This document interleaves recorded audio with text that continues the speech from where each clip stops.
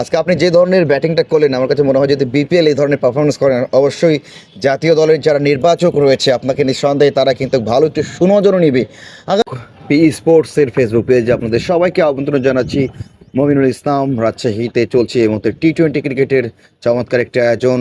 Arafat Rahman টি-20 cricket টুর্নামেন্টের চমৎকার একটা আয়োজন। এই মুহূর্তে সেই টুর্নামেন্টের আরসিসি দলের একজন স্বনামধন্য ক্রিকেটার আলী মোহাম্মদ ওয়ালিদকে আমরা আমন্ত্রণ জানাচ্ছি পি স্পোর্টসের ফেসবুক পেজে।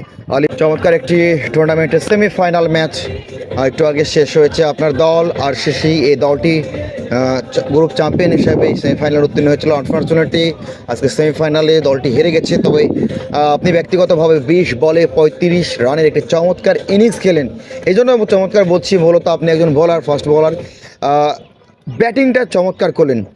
কিভাবে সম্ভব হলো এবং বোলিংয়ের পাশাপাশি কি ব্যাটিংটাও করা হয় কিনা, এবং জি এই ব্যাটিংয়ের রহস্যটাকে একটু দর্শকদের জানাবেন। জি অবশ্যই বোলিংয়ের পাশাপাশি সবসময় চেষ্টা করি যে ব্যাটিংটা করার। ব্যাটিংটা ভালো করতে পারলে, শেষের দিকে কিছু রান করতে পারলে টিমের জন্য অনেক বেনিফিট হয়। তো সেটাই চেষ্টা করি এবং যাতে টিমে কিছু কন্ট্রিবিউট করতে পারি ব্যাটিংয়েও, এটা আমার জন্য ভালো এবং ক্যারিয়ারের জন্য ভালো হবে। তো এটা চেষ্টা।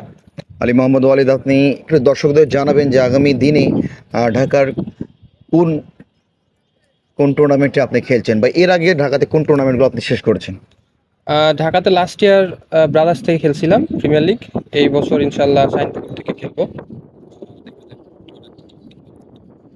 বাংলাদেশ জাতীয় দল আজকে আপনার এগেনস্টে Mohammad Saifuddin fast bowling allrounder তিনি খেলেছেন। এই যে ফাস্ট বোলার অলরাউন্ডারের বড্ড অভাব, আজকে আপনি যে ধরনের ব্যাটিংটা করলেন আমার কাছে মনে হয় যদি বিপিএল এই ধরনের পারফরমেন্স করেন অবশ্যই জাতীয় দলের যারা নির্বাচক রয়েছে আপনাকে নিঃসন্দেহে তারা কিন্তু ভালো একটু সুনজরও নিবে। আগামী দিনে এই ধরনের ব্যাটিংটা কন্টিনিউ করতে করতে গিয়ে কী ভূমিকা পালন করবেন? না, অবশ্যই চেষ্টা থাকবে যে ব্যাটিংটা আরও ইমপ্রুভ করার, সাথে সাথে বোলিংটাও। আর ক্রিকেটের 3টা পার্ট, বোলিং, ব্যাটিং, ফিল্ডিং, চেষ্টা থাকবে 3টাতেই ভালো কন্ট্রিবিউট করার। তো এটাই চেষ্টা থাকবে।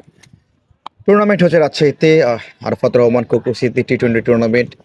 এই টুর্নামেন্টের মাধ্যমে আপনাদের মতো যারা আপকামিং সুপারস্টার তাদের জন্য এই ধরনের টুর্নামেন্টের গুরুত্ব কতটুকু, বা প্রত্যেকটি জেলা শহরে আয়োজন হবে কিনা? না, এইগুলা টুর্নামেন্ট হচ্ছে যারা উদীয়মান প্লেয়ার তাদের জন্য খুবই বেনিফিটেড আমি মনে করি। এটা প্রত্যেক বছর হওয়া উচিত। এই বছর সময় খুব কম ছিল। আশা করছি যে সামনে বছর খুব ভালো অনুসারে হবে টুর্নামেন্টটা, আশা করছি। আর এই কম সময়ের মধ্যে যে এত ভালো টুর্নামেন্ট তারা করছে, অবশ্যই তাদের ধন্যবাদ জানাই। আপনি ফাস্ট বোলিংটা করেন, বিশ্ব ক্রিকেটে কাকে আপনার ফাস্ট বোলিং ভালো লাগে বা কাকে একটু আইডল আপনি মনে করেন? আজকে খেললাম সাইফুদ্দিন ভাইয়ের সাথে, অলরাউন্ডার। আমি ওনাকে অনেক ফলো করি, ভালো লাগে আমার। নর্মালি আমাদের চাপায়ের নাহিদ রানা আছে, তাসকিন ভাই আছে, এনাদেরকে ভালো লাগে। Okay, best of luck Ali Mohammad Walid.